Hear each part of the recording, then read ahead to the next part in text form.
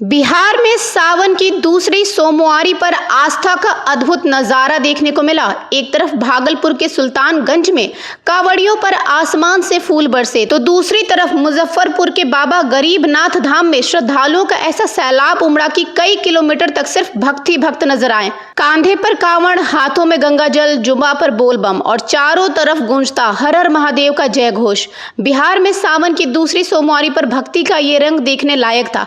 सबसे पहले तस्वीरें देखिए भागलपुर के सुल्तानगंज की। कांवड़ियां पथ पर हजारों शिव भक्त देवघर की ओर बढ़ रहे थे। कांधे पर कांवड़ और हाथों में गंगा जल लेकर करीब 105 किलोमीटर की पैदल यात्रा पर निकले। इन श्रद्धालुओं के लिए प्रशासन ने इस बार कुछ ऐसा किया जिसने हर किसी का ध्यान खींच लिया। जैसे ही हेलीकॉप्टर कांवड़ियां पथ के ऊपर पहुंचा, आसमान से फूल बरसने लगे। नीचे शिव भक्त और ऊपर से फूलों की बारिश। फूल बरसते ही कांवड़ियों में जबरदस्त उत्साह देखने को मिला और पूरा इलाका हर हर महादेव बोल बम के जय घोष से गूंज उठा। नमामि गंगे घाट से लेकर अजगैबीनाथ मंदिर और कच्ची कांवड़िया पथ के असरगंज इलाके तक कांवड़ियों पर पुष्प वर्षा की गई। सावन की दूसरी सोमवारी पर हुए इस खास स्वागत ने श्रावणी मेले की भव्यता में चार चांद लगा दिए। अब रुख करते हैं मुजफ्फरपुर का, जहां बाबा गरीबनाथ धाम में आस्था का ऐसा सैलाब उमड़ा कि मंदिर से लेकर कांवड़िया मार्ग तक श्रद्धालुओं की लंबी कतार लग गई। रात 12 बजे से ही बाबा के जलाभिषेक का सिलसिला शुरू हो गया था।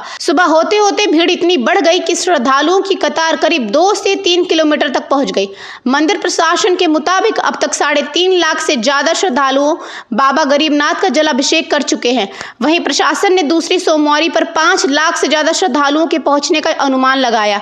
सावन की दूसरी सोमवारी इस बार इसलिए भी खास क्योंकि इसके साथ प्रदोष तिथि भी पड़ रही है, यानी बाबा के दर्शन और जलाभिषेक के लिए श्रद्धालुओं का उत्साह और भी बढ़ गया। बाबा गरीबनाथ का विशेष श्रृंगार किया गया, जबकि मंदिर की परंपरा के मुताबिक बाबा का चावल से विशेष श्रृंगार भी किया जाना है। आज अजगैबीनाथ मंदिर, नमामि गंगे घाट और कृष्णगढ़ चौक से लेकर के जो कच्ची कांवड़ पथ है वहाँ पर कांवड़ियों पर पुष्प वर्षा की गई है।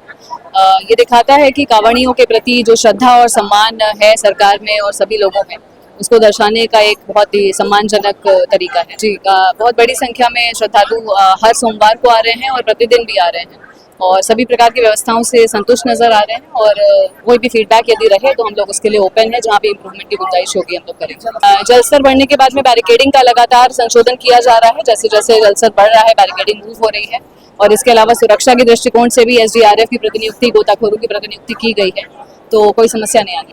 कांवड़ियों से हम लोगों ने पर्सनली भी बात की है, फीडबैक लिया है।